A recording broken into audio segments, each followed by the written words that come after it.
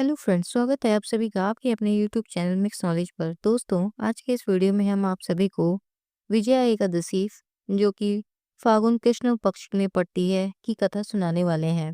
जैसा कि आपको नाम से ही ज्ञात होगा, इस व्रत को करने से आपको समस्त कार्यों में विजय प्राप्त होती है। मान्यता है कि इस एकादशी का व्रत करने से आपको सभी कार्यों में विजय प्राप्त होती है और आपके कार्यों में आ रही बाधाएं समाप्त होती हैं। मान्यता है कि स्वयं भगवान राम ने भी इस व्रत को किया था। तो आइए जानते हैं इस व्रत की कथा को।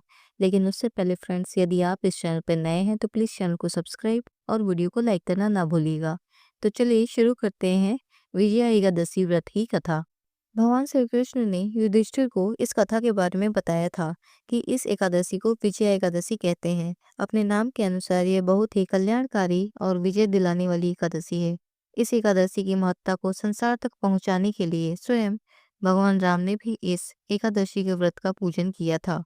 इसके बाद से विजय और मोक्ष के लिए सांसारिक लोग इस एकादशी का व्रत करने लगे। धर्मराज युधिष्ठिर बोले, हे जनार्दन, फाल्गुन मास के कृष्ण पक्ष की एकादशी का क्या नाम है तथा उसकी विधि क्या है? कृपा करके आप मुझे बताइए। श्री कृष्ण बोले, हे राजन, फाल्गुन मास के कृष्ण पक्ष की एकादशी का नाम विजया एकादशी है। इसके व्रत के प्रभाव से मनुष्य को विजय प्राप्त होती है। यह सब व्रतों में उत्तम व्रत है। इस विजया एकादशी के महात्म्य के श्रवण व पठन से समस्त पाप नाश हो जाते हैं। एक समय देव ऋषि नारद जी ने जगत पिता ब्रह्मा जी से कहा, हे भगवान, आप मुझे फाल्गुन मास के कृष्ण पक्ष की एकादशी का विधान कहिए। ब्रह्मा जी कहने लगे, हे नारद, विजया एकादशी का व्रत पुराने तथा नए पापों को नाश करने वाला है। इस विजया एकादशी की विधि मैंने आज तक किसी को नहीं कही। यह समस्त मनुष्यों को विजय प्रदान करती है। त्रेता युग में मर्यादा पुरुषोत्तम श्री राम जी को जब 14 वर्ष का वनवास हो गया था, तब वे श्री लक्ष्मण और सीता जी सहित पंचवटी में निवास करने लगे।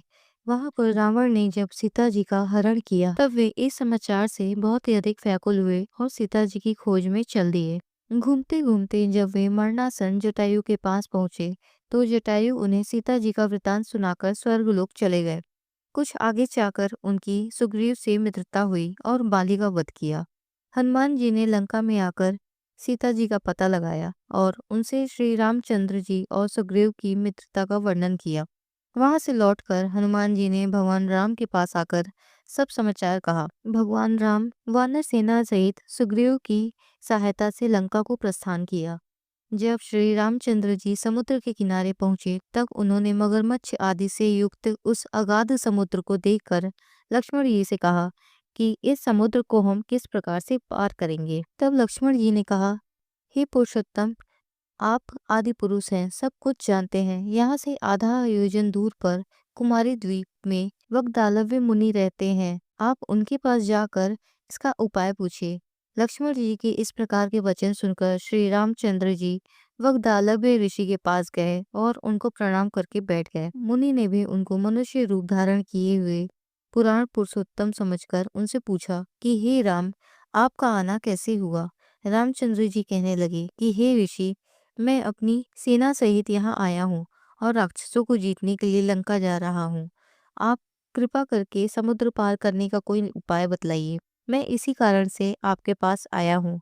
वगदालभ्य ऋषि बोले, हे राम, फाल्गुन मास के कृष्ण पक्ष की एकादशी का उत्तम व्रत करने से निश्चय ही आपकी विजय होगी। साथ ही आप समुद्र भी पार कर लेंगे। इस व्रत की विधि यह है कि दसवीं के दिन स्वर्ण, चांदी, तांबा तथा मिट्टी का एक घड़ा बनाएं। उस घड़े को जल से भरकर तथा उस पर 5 आम के पत्ते रख दें और उसके पश्चात उसके ऊपर जौ रख दें। उस कलश पर जौ रख दें। उस पर श्री नारायण की स्वर्ण की मूर्ति स्थापित करें। एकादशी के दिन स्नान आदि से निवृत्त होकर धूप, दीप, नैवेद्य, नारियल आदि से भगवान की पूजा करें। उसके बाद घड़े के सामने बैठकर दिन व्यतीत करें और रात्रि को उसी प्रकार बैठे रहकर जागरण करें। द्वादशी के दिन नित्य नियम से निवृत्त होकर उस घड़े को ब्राह्मण को दे दें।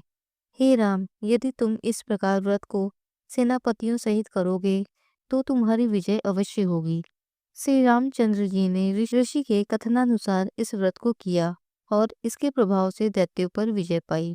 अतः हे राजन, जो कोई मनुष्य विधि पूर्वक इस व्रत को करेगा दोनों लोकों में उसकी विजय अवश्य होगी। श्री ब्रह्मा जी ने नारद जी से कहा था कि हे पुत्र, जो कोई इस व्रत के महात्म्य को पढ़ता या सुनता है, उसको वाजपेयी यज्ञ का फल प्राप्त होता है। तो फ्रेंड्स, आज की ये कथा बस यहीं तक। यदि आज का आपको ये वीडियो पसंद आए तो प्लीज़ चैनल को सब्सक्राइब और वीडियो को लाइक करना ना भूलिएगा।